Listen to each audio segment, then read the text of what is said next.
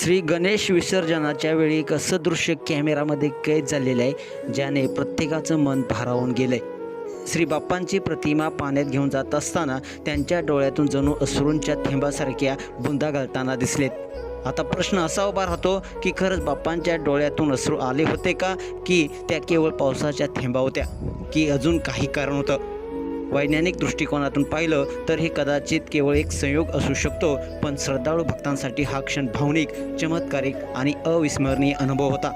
कारण देव म्हणजे फक्त दगडाची मूर्ती नाही, तर भावनेतून प्रकट होणारी श्रद्धा आणि भक्ती असते।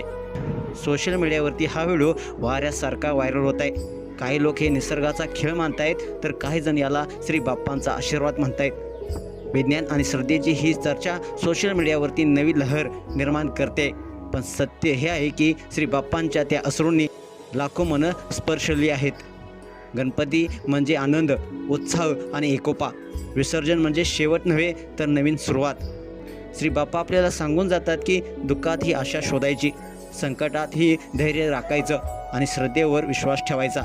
श्री बाप्पांच्या डोळ्यातून गळालेल्या त्या थेंबाने आपल्याला हेच शिकवले की भक्तीचं नातं अश्रूंनी नव्हे, तर हृदयाने जुळलेलं असतं। काय विज्ञान, काय श्रद्धा, दोन्हींच्या पलीकडे हा अनुभव भक्तांच्या मनाला मात्र स्पर्शून गेलाय। बाप्पांच्या या भावुक क्षणाने प्रत्येकाला सांगितले की देव नेहमी आपल्या सोबत आहेत, फक्त विश्वास ठेवायचा।